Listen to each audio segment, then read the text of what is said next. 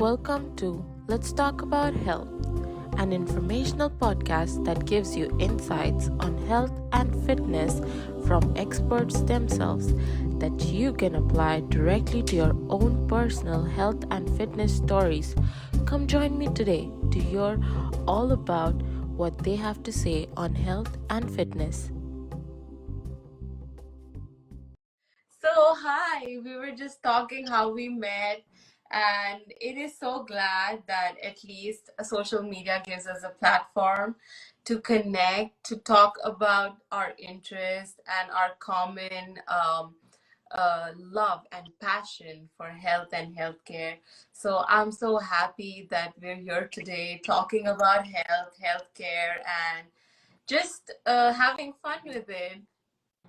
Definitely. I'm so excited to be here. I mean, such a beautiful thing about Instagram is the community that you can form and the connections that you can make with people, and you get to really talk about topics that you're passionate about. So nice that we got to connect, and I'm so grateful that you had me. Yeah, I'm so happy that because I keep looking at your content, I was just telling you, and they're so good. Like you are such an inspiration, and we'll be talking further in our session today about gut health and all of those topics. But looking at you're really inspiring so many out there towards staying fit, being healthy, eating healthy, which is very important. And I can say that I myself can sometimes be careless about my diet and my food, but looking at you, it's really, you make it seem very easy.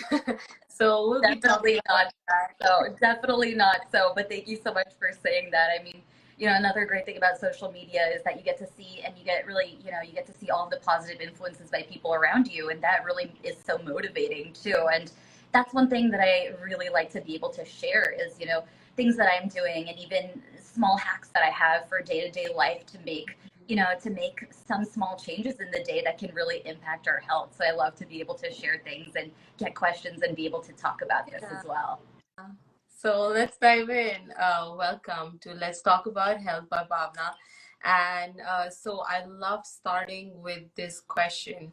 It's what is your definition of health and fitness? How would you define health? Yeah, that's a great question. So I think health has so many layers. And to me, health is the mind, body, spirit intersection where you have that connection and where you're fostering each component of it such that everything is blossoming. So to me, health is where every single aspect of wellness is actually in full bloom because each one is complementing each other and each one is feeding into creating a better pathway for another system. So I think it's really where you have that harmony in your body. I think that to me is really achieving optimal health. Right. Being a doctor and an MBA, what are a few misconceptions about health that, we all hear so many ridiculous things. I myself face so many ridiculous things every day. What are a few misconceptions that you have faced in health? Yeah, definitely. So, I mean, there's so much misinformation out there, and, there are so many things that have really been taken over by other parties and been kind of misconstrued to be something other than what it really is.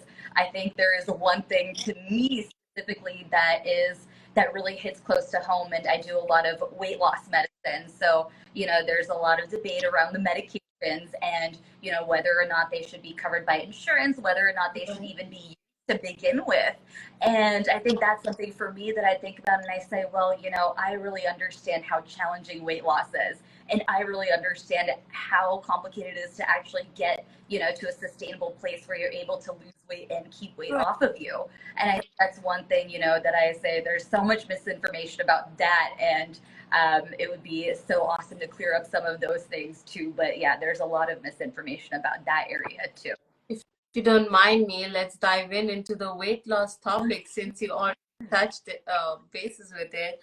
What do you think about weight loss and the medications that you were talking about? Can you give me a little more information about it? Yes, absolutely. So we have weight loss medications because, as we've seen in the past, weight loss is so challenging.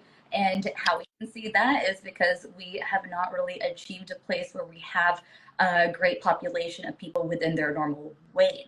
And this is despite, having more resources and having more money towards the problem. But even before weight loss medications, we weren't really finding a way that we could come up with a sustainable plan for weight loss, despite having even bariatric surgery. I mean, there are the best of trainers, there are the best of doctors, there are the best of surgeons, but we still weren't able to get to this place where we were able to get people from obese to a normal weight. So I think, one big thing about weight loss medications is that they, ever since we have the injectables, the GLP-1 agonists, the GIP agonists as well, we now have a way that we can help people lose weight and keep weight off.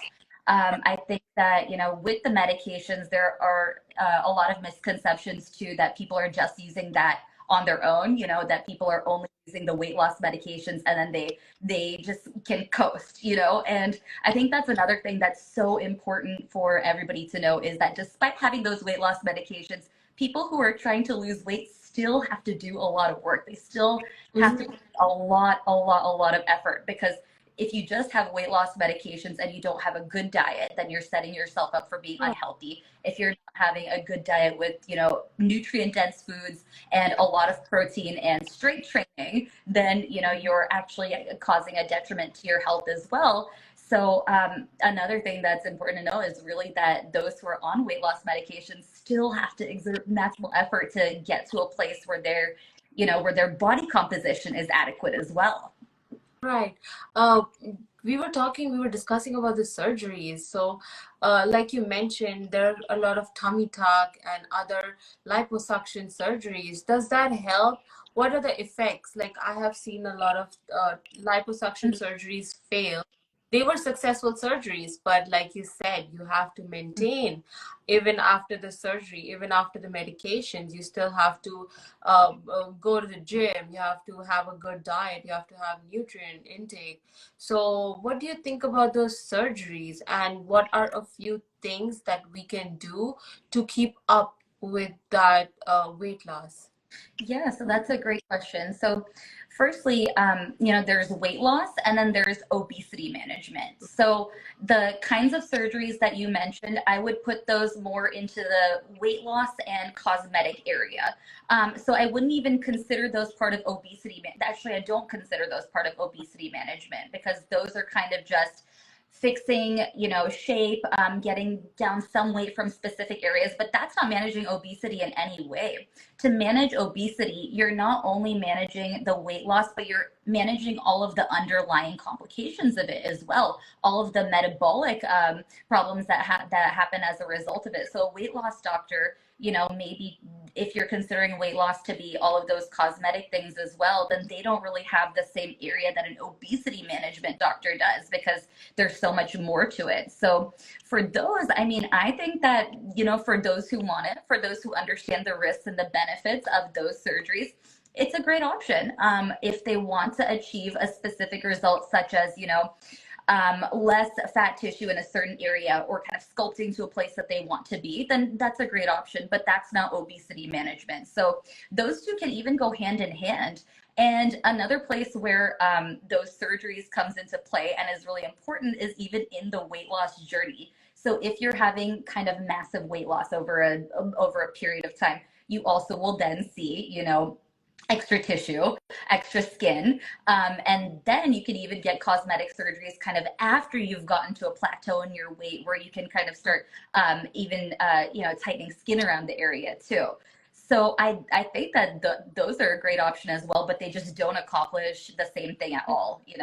Now I see, because like you mentioned earlier, that the misconceptions, I think that was the misconception in my mind, because I considered obesity and those surgeries. So you very rightly, you mentioned it, that they're more of cosmetic, more to do with certain areas and more to do with cosmetics. But with obesity, you also have to deal with your metabolism, with your hormones, your endocrine system, which is much more complex, just in general.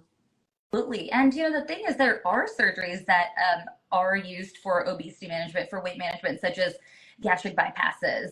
So those are something where I'd say, yes, that can be part of obesity management. But what is the difference between that and a weight loss medication, such as semaglutide or tirzepatide. And I didn't really get into the mechanism of action prior, but the mechanism of action there is to enhance insulin secretion and to slow gastric emptying. So with being on those medications, you're not just addressing the weight, but you're addressing all of the complications that go along with it too. So that's why I think weight loss medications are so fantastic. Another significant benefit of those versus, surgeries, even if it's a gastric bypass, bariatric surgeries that we're talking about, is you're reducing cardiovascular risk. And cardiovascular poor outcomes are, a significant cause of mortality. So with these medications, I really think, you're transforming the landscape of obesity management and you're addressing everything. And sure, there are side effects. Sure, there can be risks. But when you look at the possibility of benefits over risks, I mean, it's significant. Right. I don't think that, there's anybody who is a candidate that doesn't have, the contraindications that I would say, no, I don't think you're right for it. I think there are other things you have to address too, such as mental health, Right. and you can kind of then make a determination of how you would manage someone when they're on it, but even that I wouldn't say is a contraindication to being on the medication. Right. Got it. So you mean like the cardiovascular risks are actually minimal with the medications? It decreases your Wow. the mortality from having cardiovascular poor Right. outcomes. So having cardiovascular disease, having atherosclerosis in your heart, being on these medications decreases those as well. Right. Yeah, which is better than at least not doing anything. What would you support to support these medications? What are the other things that you suggest a person should do? Oh, while you're on the weight loss medications? Mm-hmm. Okay, so while you're on the weight loss medications, I mean, there are several things. So first, let's talk about, something that's maybe less obvious, but quality sleep. Quality sleep is so, so important because, your body needs to have adequate rest to be able to reduce inflammation, to be able to recover. And it's also great for your muscle health too, to get quality sleep, especially if you're doing strength training. So getting good sleep is very important. Very important. Water intake, ensuring that you're adequately hydrated. This is often something that is underlooked. People in my appointments, they always know what to expect, but that's the one thing that I ask them every single time, and they say, "Oh man, I know I am kind of." I'm not drinking as much water as I should. And, I always tell them, I know it doesn't seem that important, but it really, really is because, the more water you have, the more you can shrink fat cells. I think that that's such an important part too. So, sleep, hydration, and then of course your diet. Your diet is so important too. And I talk about this all the time. So, with diet, it's also prepping for diet, and prepare yourself for what are you going to eat, when you're a little bit stressed out and, you don't really have that much time because everybody's busy, and I think that planning for your meals is so important. I talk about how important meal prep is all the time too, because I think people understand and they can intuit, okay, I need to eat this, I need to eat that, I have to eat nutrient dense foods, I have to eat protein. But why do most people not do it? It's not because they don't realize that they should. It's because they don't prepare adequately, So I really stress meal prep to all of my patients too, and everybody who's on weight loss medications. And then getting into the diet. So when you're on these medications, what happens is your appetite obviously decreases significantly. So you really have to then pick and choose the most nutrient dense foods to put in your body. So if you only have a limited amount that you can eat, choose the foods that are as dense in nutrients as possible. Like a lot of protein, of course, that one everybody knows. But even beyond that, try to eat foods that are rich in vitamins, in minerals, in fiber. Fiber is so important too. So trying to get meals where you can have a few key foods that are powerhouses, I think that's a really important part as well. And then we get to fitness. And with fitness, strength training is very important because with the medications, you not only lose fat, you lose muscle as well. And sarcopenia, which is muscle loss, is a disease of the aging, but it can happen around the age of 40 and 50. And that's kind of the age that, a lot of people are on these medications too. I mean, we have all ages on them, aside from, below 18, but, besides that, I mean, I think it's really important to strength train so that you can reduce your chance of muscle loss as well. Right. So there'll be a lot of muscle loss. What is the mechanism behind it? Why would it trigger the muscle loss instead of fat loss? It does both. It actually does both. So you get muscle loss and you get fat loss. So that's the thing, is that it can't really pick and choose, hey, we're just going to target fat. Unfortunately, it targets both the fat and the muscle. So preservation of muscle when you're on those medications. And it's not just preservation of muscle, it's also building more muscle, because a lot of people come into, starting their weight loss journey on these medications without necessarily having even an adequate muscle store to begin with. Right. So that's really important too, because if they don't even have an adequate amount of muscle to begin with, then you really, really have to work with them on preserving what they have via protein and building it even more with strength training. And one thing that I think is really important to do is to use a body composition analysis along somebody's weight loss journey to guide even their doses of medications, and to be able to tell them, hey, you should do a little bit more strength training, or let's try to work on a little bit more protein intake so we can work on the muscle more. But having a body composition where you have that objective data at the beginning of their journey and throughout the journey is so important, because of exactly that, because you lose the fat and you lose the muscle. And if you increase medications too quick, right? So you have the doses. And one other misconception is that people think that, you start with a dose and then automatically in 4 weeks you go up to the next dose, and then automatically you go up to the next dose.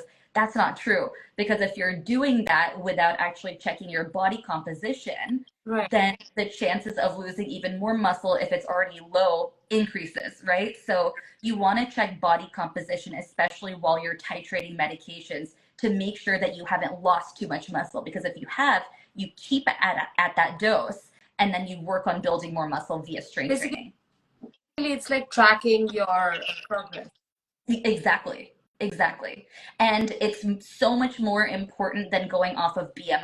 I mean, the criteria is all based off of BMI, unfortunately. But I think what the future of weight loss medication or weight loss management is going to see is less of a focus on BMI and more of a focus on body composition when making determinations of even obesity, Right. of obesity and what even qualifies for medications. So I think, hopefully the obesity landscape will see some changes in the near future, where we're not just qualifying patients based off of what they weigh and what their BMI is, but based off of what is their percentage of body fat. Well, I agree. The BMI is so outdated and the information is so incomplete that it's very difficult to make decisions, actually. And I was just discussing the same thing with my head just a few days back, and we were talking about the insurances. That's another big topic that we'll touch today, probably. And it's that they require a few things like risk of fall for physical therapy, BMI, and a few other things that are so outdated, and it's so complex. Then you just then it seems very easy, but it's so much more complex. And I agree with you. Like, I think they just do the BMI thing because it's convenient to take the height and weight instead of getting the whole body composition and considering the whole thing, because the bone mass, the bone density, all those things are so important. Even for physical therapy, those things play a huge role. Right. Absolutely. So, and it's expensive too. I mean, if we were going off of that for everybody, I mean, there would need to be a lot more money in this, but I think that that's where the future of preventative medicine is going to go to. I mean, preventative medicine has gotten more and more sophisticated. Right. And that was, part of my impetus to even go into private practice in this landscape was, kind of after the pandemic, whereas we saw this wellness complacency before, where, I mean, people said, okay, well, wellness is kind of a luxury, right? I mean, now we've gone into a wellness renaissance all of a sudden where it's now a necessity, you know? And I think that that is also such a beautiful thing. And preventative medicine has already made such significant advances that I don't doubt that we're going to have even more advancements in the next 5 to 10 years, especially as it pertains to obesity medicine. And quite frankly, I can't wait for that. I know, I can see you're very excited about that. To be very honest, I am too. Like a few things, the medicine needs to be updated. There has to be some changes. What do you think about the insurances and how they play a role in all of this? Yeah, I mean that is quite frankly also the bane of my existence right now. I mean it's quite frustrating that you know we have these medications for patients, but it's so challenging to get them. And unfortunately, you know, I have a lot of appointments with patients, and I prescribe the medications, and I'm following up with them. They haven't gotten it. They haven't gotten it, and a lot of them are using their trying to use their insurance for the medications, and they can't get it. But you know, even the patients who are trying to pay cash still can't get the medications because there's such a shortage. So you know, I think this is going to take time also, but now we have more medications. You know, I mean, we recently had the release of Zepbound, which was fantastic. So now we have another player in the game, you know, and I think we're going to see more and more. And I think it's just a matter of time before we have even more availability. I think one of the downsides, I mean, there are lots of downsides to not having enough of the medication, but one of the biggest downsides is how it is definitely leading people towards the compounded medication um, arena, you know, and that presents some dangers in itself because, you know, you don't know what things are being compounded with. You don't know if you can trust the compounding pharmacy. There's so many factors there. And, you know, from a safety perspective, I would love to see this medication be more widely available, especially so that people went less towards the compounded medications because those are just unsafe. What do you think about gut health? What is your opinion, and how would you say we work on our gut health? Yeah, so gut health is definitely one of my favorite topics. You picked a good one. So I think gut health is a very beautiful thing, first and foremost, because if you think about everybody that you know, everybody has a complicated relationship with food. Correct. So for everybody, gut health is kind of actually an emotional topic. Correct. You know, and I think that's one of the biggest reasons why everybody cares about gut health, right? Because everybody has some sort of emotional tie to their gut health. Whether they've had a few incidents, whether they've had a lot of incidents, everybody has, you know? And so I think that it's kind of on the forefront of what everybody wants to work on right now. And that's great because your gut health is connected to your brain, it's connected to your mental health, it's connected to your skin. And I think that that's so interesting that you know it's so deeply woven with all of these other systems as well.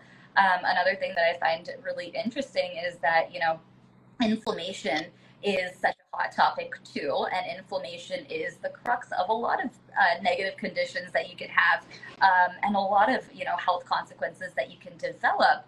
And your gut is actually responsible for around 70 to 75% of that. So, and in addition to that, your gut has 90% plus serotonin receptors. So that's also really implicated in your mental health, in your mood, in your brain health too. So that gut microbiome really affects so many things in our body. And I think it's one of the top things that, you know, we all need to work on to be healthier. You know, what we eat is so important, and also our mental health is so important in our gut function as well, because it's bidirectional. It's not just that our gut affects our mental health. Our mental health also affects our gut. So that bidirectional relationship makes gut health even more interesting. I think some things that are important to work on are, you know, reducing inflammation. There are some things that are kind of basic, standard for everybody, such as probiotics, fermented foods, you know, getting a lot of probiotics via fermented foods. And in addition to that, having a lot of fiber in your diet. Those are all things that are really important. And I would say that that's kind of basic for everybody that we all should be working on. But to get a little bit more nuanced and a little bit more intricate than that. There are some things that aren't so standard, and there are some things we can't oversimplify in gut health. And the things that we can't oversimplify are people specific allergies. And what I find to be so interesting is that people for so long, you go to a doctor and you say, I have X, Y, and Z difficulties when I eat something, and I don't know what it is because I mean, there's so many things that you're eating in each meal, right? And you don't know what's causing your reaction, such as, if you're having diarrhea, you're having just an upset stomach, you're having something that's just making you feel uncomfortable, bloating, all of that. People have to live with it for so long because what are people told to do? They're told to keep a diary, and for me, it's like, I don't know how long I can keep telling my patient to keep a diary for, because at the end of the day, I mean, if you're keeping a diary and you can't narrow it down to something after 1 meal, 2 meals, 3 meals, you can do this for months and you still can't narrow it down to something. So what I love is, the new testing and, using personalized medicine at its finest, which is having, even things like gut allergy testing, DNA testing to see what you're sensitive to see even, what you should be eating to have optimal mood, optimal performance, and what you shouldn't be eating to avoid allergies, So I think those kinds of advanced testings are really another thing that I love about, where medicine is going, is we have so many more opportunities to get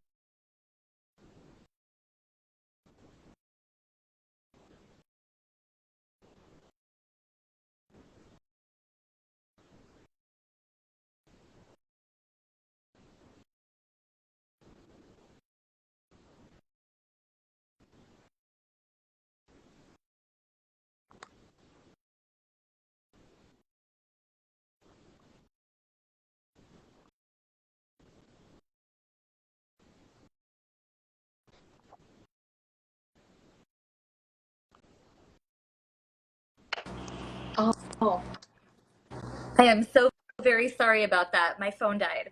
that's okay. I tried to join from my laptop, but it didn't work. So here we are now. Yeah, the laptop doesn't allow you the Instagram live. That's a Okay, sad part. well, that's all right. Well, we can still keep doing it. Yeah, let's continue. So we were talking about the probiotics and how you suggested. Sorry, just one sec. I think my laptop is still. Sorry, one sec.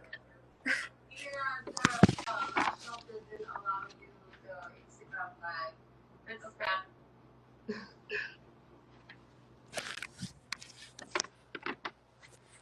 All right, I'm back. technology, I tell you. Okay, so we were talking about personalized medicine. I remember where we were.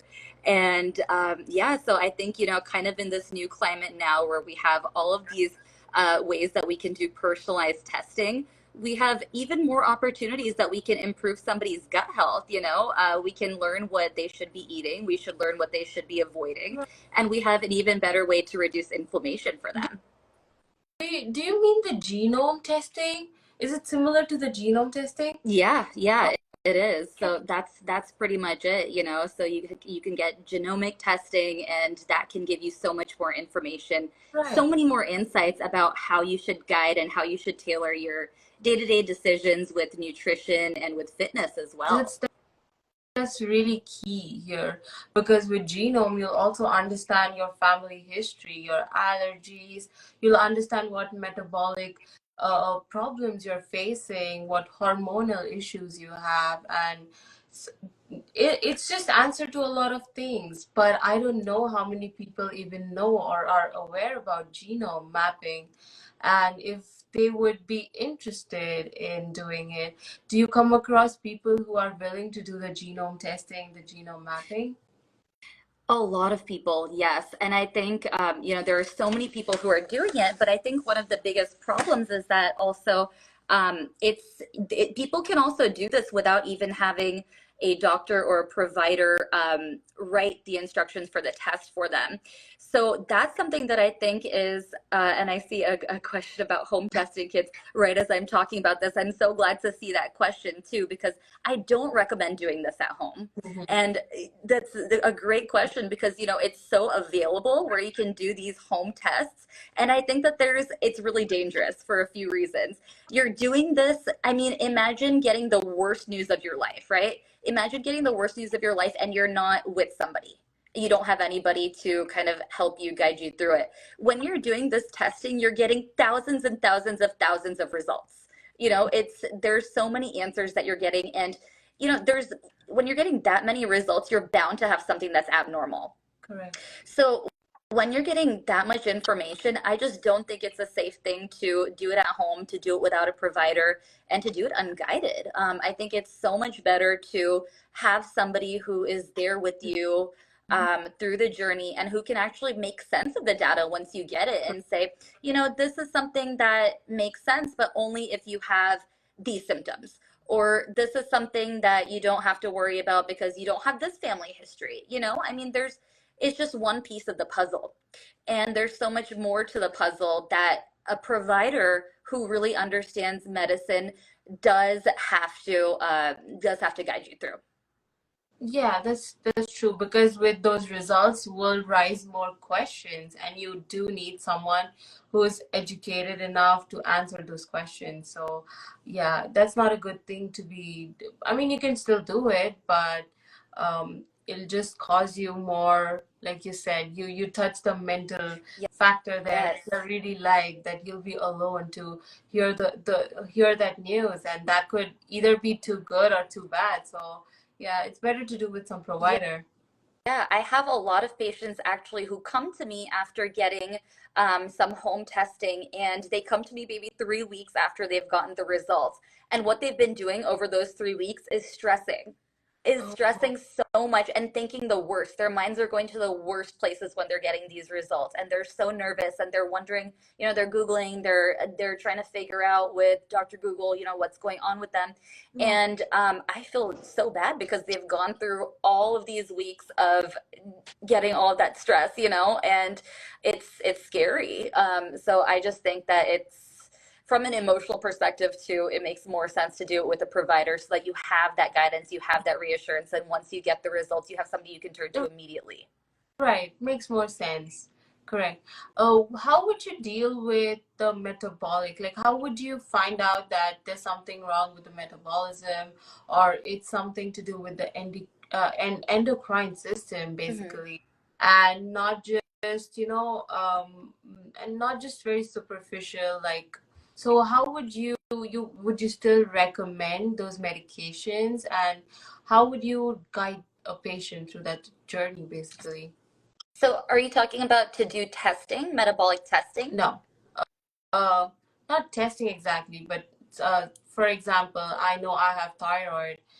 Just an example, I don't have thyroid, but if I come to you and I tell you that I have thyroid, and how would you go about? And I still want to, I'm obese, and I still want to start with the weight loss journey. Mhm. So, what would you recommend me to go through? Okay, so that's another really good question. So when you are evaluating somebody for um, uh, when it's somebody who comes in for weight loss first, you do have to understand if there's anything else going on. So as you said, there are some people who come in with hypothyroid or without even knowing where they stand from a thyroid perspective. So you have to do all of these tests. You have to make sure that you're really understanding, is there any other underlying reason why somebody isn't able to lose weight? Is there any other reason why they're gaining weight? And if so, you treat those first. A good example besides thyroid is PCOS. And I'm sure there are a lot of people who can relate to that because PCOS is so common and so debilitating and can lead to weight gain, you know? So you have to understand, even from a hormonal perspective, what's going on. And you don't blanket test everybody for hormones. You know, that's not something that I'm even going to claim that I do. I don't test every single person for hormones, but if I talk to them enough and I suspect that, you know, there could be some sort of issue with their hormones at play, then I will evaluate them further and I'll test their hormones. Or if they specifically say to me that they have a history of PCOS or anything that sounds even like, you know, irregular periods, irregular menstrual cycle, all of that, you know, then I think it's really important to test for that and address, you know, what is going on, what the underlying issue is. Right. Now, another thing is that's really important to know is that, you know, I am an internal medicine and an obesity medicine doctor, but I'm not an endocrinologist. So if there is anything that seems, you know, that it's too advanced for from, you know, an endocrine perspective, I send that patient to an endocrinologist. You know, I know my boundaries, I know my limitation practices, and I know when it is time for them to be seen by a specialist for, you know, things that are too complicated for my scope. So so yeah, so that's what I do a lot, you know, is if it really does look like it needs a lot more, then they go to an endocrinologist. Right. How do you keep them motivated? Because I bet that's a huge task. People are so emotional, and like you said, it's a major part of their being. So how do you keep them motivated? Yeah, it's such a good question. So, I think, you know, the most important thing to do is at baseline before they start their journey, you have to understand why they got to where they are right now, you know? So, one of my questions that I actually ask everybody when I see them for the first time is, why is it that you decided to call a doctor now as opposed to before? Or like what was your impetus in that moment, you know? And I think that the answers to that are so telling because some people had something emotional that they went through. Some people are, you know, I have some people that are about to get married and they say, you know what, I want to be the best I can to be that I can be for my partner. Or some people are about to have kids. And, you know, so it's so important to know their motivation. Some people have just changed jobs and they want to be optimal for that. You know, there's so many things and you really don't know and you cannot guess. You have to ask people at the very beginning. I spend a lot of time with patients on their first visit and I understand what motivates them and I understand what scares them, you know, and those two things are probably the biggest thing that I can gain from my first interview with somebody, besides, of course, their weight loss journey and what they've gone through and everything. But, you know, understanding their motivators is at the very beginning is so important because that kind of guides how I even talk to them on their subsequent appointments and you know, what I can relate to them about and what I can bring up and what I can, you know, proactively do as their doctor to continue to motivate them besides, you know, or kind of based on their intrinsic Right. motivators. Makes sense because once I love that you take so much time and effort with each and every patient of yours. There are very few, like in New York, the practice is so different. I don't know if you had a chance to speak with people and like doctors around here. The practices are very different here in New York. They just want quick and it has to be right now, right away, just quick, let's do it. And they just write down things that are not necessary instead of just sitting down and talking to the patients, which is why I see a lot of patients like quit their journey in fitness, quit their journey to just you know, get up every morning and go to work and look Mhm. good, look beautiful. So that's very important and you're doing an awesome job out there. So Thank you so much. You know, I think something else that's so important to note from that, and you know, I really appreciate you saying that, but I switched into the current practice model that I have because I was kind of burnt out of not having enough time with my patients. I mean, when I started out in practice, I was taking insurance, and I realized that, you know, I had to see 30 to 40 patients a day to be even profitable, you know, and I couldn't do it because it was painful to only spend 5 to 10 minutes with a patient. And I knew that that wasn't why I went into medicine. I knew that the reason I went in was to spend more time with people to actually make a change in their lives. And I said, I have to stop this model because I unfortunately am not able to do anything. I mean, I saw the looks in people's faces too when their appointment time was over, and there was so much more that needed to be addressed. And I said, I have a few options here. I can continue to do this and not be satisfied and not have satisfied patients, or I can change my model. And, I changed to a model where I no longer take insurance. And, I can definitely, it's a little bit more limiting with who's able to come to me. But at the same time, I know what I'm able to give. And I think that that's superior. It's quality over quantity, Definitely, always. definitely. Can you tell me a little bit more about your practice Yeah. and how you started it? Yes, absolutely. So I started off as a hospitalist. I was working as an inpatient doctor. So I went to residency, I did internal medicine, and after that, I ended up working in the hospitals. And so I was doing acute patient care. So, someone would come into the hospital, they were sick. I would take care of them, help them, and discharge them, never see them again, unless they came in again, which wasn't a good thing because that means that something was going on with their health.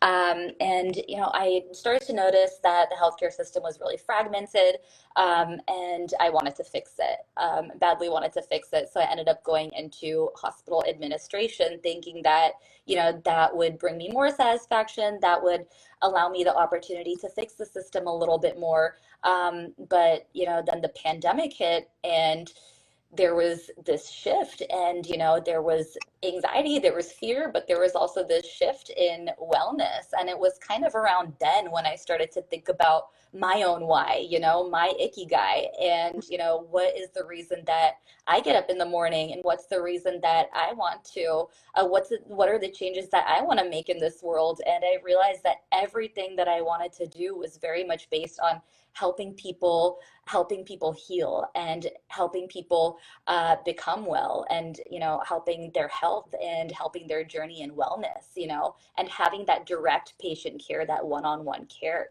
So when I started to realize that, alongside the time that there was this big shift in wellness to a wellness renaissance, I said, this is my opportunity to be able to help people not just act reactively, but to help people act proactively. Mhm. And so that was something that was really great for me. I was really happy when I saw, these shifts that came out of something that was otherwise so disastrous, and so tragic. So that was kind of where the origin of my practice was. And I was always really inspired by doing weight loss too. That was something that was always within my realm of interest. And I realized, what a large part that plays in preventative medicine too. So that's kind of where my practice was born. And I told you a little bit about how I started off with taking insurance, realized that I was just not making the impact that I wanted to make, and realized, okay, well, I have to make a little bit more of a shift, and I have to kind of change the way that I'm practicing so that I can deliver high quality care. That's so inspiring. Hats off to you. Thank I'm you. so glad that COVID could bring such positive and such drastic it was bad because COVID was too bad on so many people out there, but it inspired you in a way that made you start your own practice and actually help patients out there, which is one of the reasons why we start and we love medicine in the first place. So Yeah, I'm glad to do that. yeah, it's fantastic. Well, what made you decide you wanted to be a doctor? Was it a brown parent thing? That's such a good question also.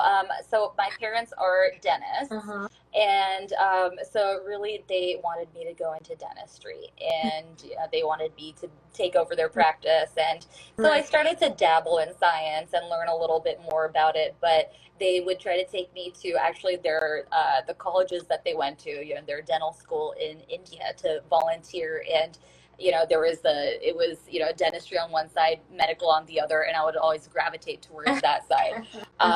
In college, actually, that was, when I was growing up in college, I had no interest to doing medicine, because that was a brown thing to do, and I Yeah. said, I don't want to be, a standard, do what everybody else is doing. So I said, okay, well, I'm going to do international studies. So that's what I majored in college. I can't. Work at a hospice. I actually co-founded an organization in college when I was an international studies major called Nutritional Health Awareness, where my co-founder and I wrote a 12-week curriculum discussing nutrition and fitness for middle school students. So it was, as much as I was trying to pull away from medicine and do something else, everything I was doing was kind of pulling me back in. Everything I was doing on the side as hobbies were actually, medical. So I just said, you know what, I can't fight it anymore. This is what I want to do. I'm going to go for it. That's awesome. I love that. That's it's like you were always attracted to medicine and it always pulls you towards it. So I'm glad. I've always been pulled right back to, bedside, at the bedside with patients. Yeah. Do you enjoy the one-on-one with patients? I do. I enjoy it a lot, and I enjoy it so much more now that I have time with my patients. Mm. I mean, it makes such a big difference that I can actually sit with my patients, get to know them, get to understand their mental and emotional well being, to get to know their families. I do concierge medicine as well, and it's so nice. I have patients, and then they have me see their parents as well, and I'm seeing families, and it's really beautiful, because then I even understand the dynamics and the families, and how it affects and how it's shaped who they are, and it makes me a better doctor, to be able to have so much more insight. So yeah, I really like spending time with my patients, and the more I know, the better. I always tell my patients, please just be as truthful with me as possible, Yeah. and you have to tell me the truth. And it takes so much time to even get the truth out of people, not because they're even trying to lie, but because it takes them a while to warm up to people. And so going in and asking intrusive questions right off the bat, like even asking somebody's sexual orientation, which you have to ask, I feel so I don't like to ask such intrusive questions after 2 to 3 minutes. I mean, you really have to get to know somebody before even questions like that, I think, are okay. So I think that the more time you spend with somebody, the more comfortable you make them, the more they tell you, and the better you can impact their health. Definitely. What do you think about telehealth? Telehealth is great in a lot of ways. I think telehealth has really improved accessibility, and has really improved people's options too, with who they can see, and it really helps with people who cannot otherwise get to their doctors. So it does improve compliance as well. So I think that there's so many things with access and whatnot that are great about telehealth. I think that if it's done well, then it can be good. But I think it has to be very clear that there are limitations to telehealth. That you can't address somebody's acute issues, such as somebody with exquisite abdominal pain who comes in and or who comes into you via telehealth, and you can't do a physical exam. You have no idea what you should even be doing next, or if it's emergent. So I think some things you can really handle well over telemedicine, but some things you do have to have in-person care for, without a doubt. You can't check somebody's vitals over telehealth. I mean, there are so many patients that I have to say, I would love to have you as a patient via telehealth, but I don't think that this is good for you. People who have a lot of comorbidities. Um, I do have some patients who wanted to see me via telehealth, and I say, this isn't a good fit, because you have to be seen in person if you want the best care that you can get. Right. Makes sense. Yeah. What is one message that you would like to give to the audience out there? So it is very important to make sure that you get your health taken care of. Make it a priority. A lot of people don't even realize that their health is a priority, and a lot of the reason for that is because of low self-esteem sometimes as well.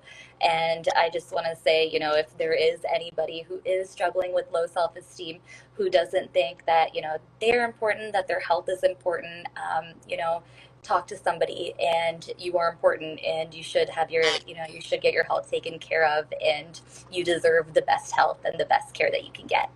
That is awesome. Yes, lack of information, low self-esteem. I'm facing a lot of situations where patients need to be convinced that hey, health is a big part of your life and you deserve to be healthy.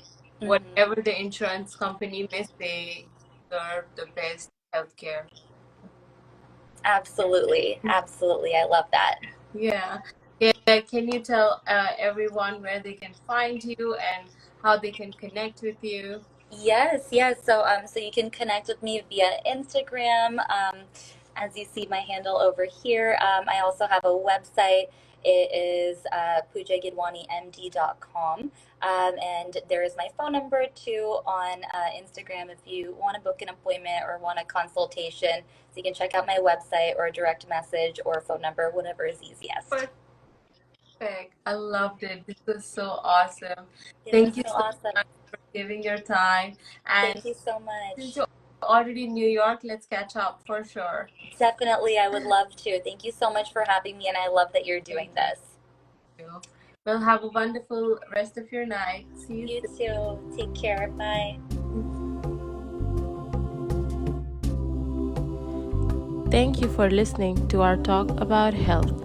You can follow me on Instagram at bhavna.devnani, on Facebook at bhavna devnani, and we'll leave all the information in the description below. Thank you.